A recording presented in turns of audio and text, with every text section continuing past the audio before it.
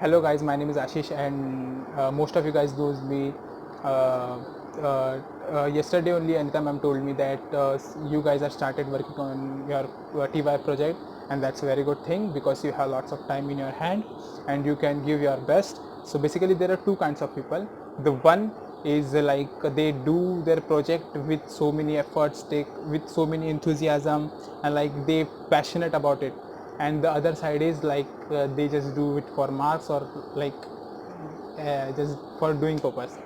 So I would say that stay on this side because this gonna pay you much harder. Like I won't say that I was in this side, but I was somewhere in middle of these both. Like I have to do my project in very start, like when start of year. I thought so many things, but as time passed, I did time passed, and so many things came. I thought in end I'll do, but in end there are so many things in your hand. Like you have to do your project, you have to complete your documentation, you have to complete your practicals, journals of that practicals, and uh, so many fests come. This is gonna be your last year, so you have to enjoy. Also, you have to collect those memories. But I would say that do everything, but don't forget your project. Don't forget your career. So basically project is collection of so many things. Like it's not only sitting and coding something, like it's collection of like you have to if you are done with your software engineering skills, software engineering subject, then you have to apply those skills in that. Like you have to start requirement gathering, then clearing those data, that which is good data, which is not good data. Then after that you have to do designing, then coding, then testing, then implementation. Again, if you have to choose this, like if what type of software modeling you are doing, um, which model you are using for your development. So basically these things happens, and I would suggest you to start as early as possible, because our seniors told us to do your project on time or before time, as early as you can do. Like Prajit Bhai came and gave us that speech about the project, like I am giving you guys now.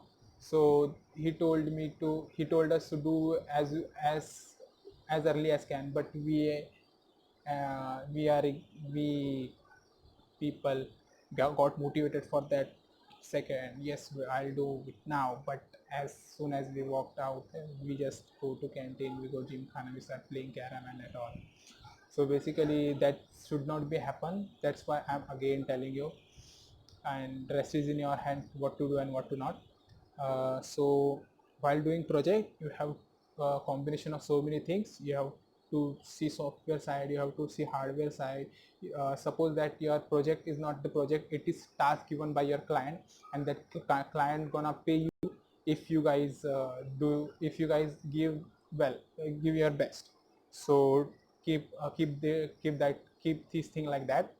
And so basically our project is divided into two parts. Let's see, I made one small video that will guide you that how what things are included in documentation part. Our final year project is divided into two phases. The phase 1 is for documentation part and the phase 2 is for implementation part. But in this video, we are going to see the steps required for making the documentation part. So, the very first step of making documentation is actually knowing what you are going to do and what you are going to make. That you should know what project you are making. Sometimes we start blindly, and after that, while doing this, listing down all the features and the functionality that you are going to provide in this project. The step number 2 is doing the feasibility test. So feasibility testing I divided into three subcategories: technical testing, economical testing, and the operational testing. Technical feasibility means can you make project with currently existing technologies. Economical means the costing required for your project is enough and you have that much money. And the third one is operational, means after delivering your project, is it feasible to use by your end user, or is it user friendly. And after doing feasibility testing, we should know the technical requirements of our project. There are also sub two categories in technical requirements. One is hardware and second is software. For those who are making apps and softwares, the hardware part is mostly similar. But for those who are making IoT project based on IoT, the hardware part can be changed, and softwares are compilers, IDEs, and etc. that are required for your project. The step number 3 is making timetable of your project. But wait, timetable is not the correct term. Gantt chart will be the very correct term for a software developer. So this is the example of the Gantt chart, and you can see more on YouTube and also on teamgantt.com website. So you have to make such charts for your project, and this is a timeline chart of your project that you should follow. The next thing is making diagrams. So there are so many types of diagrams: ER diagram, class diagrams, object diagrams, and etc. etc. These all diagrams are the basically depiction of your project and your front end or your processing, and the object schema and the table designing is basically a blueprint of your backend or database. So these things you should take under consideration. I'll share few links with you.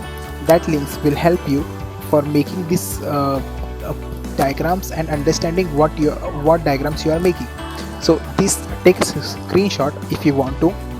So basically our project is collection of so many things like doing programming, doing debugging, and then networking, handling networks, doing testing, and so many things, like numerous things. But very basic thing is jugaad that you should know how to do. So I end here. I hope you guys are all safe. Stay home and stay safe.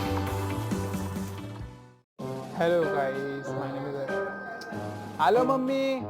Completed my tea and विंडचा आवाज येतोय का? Hello my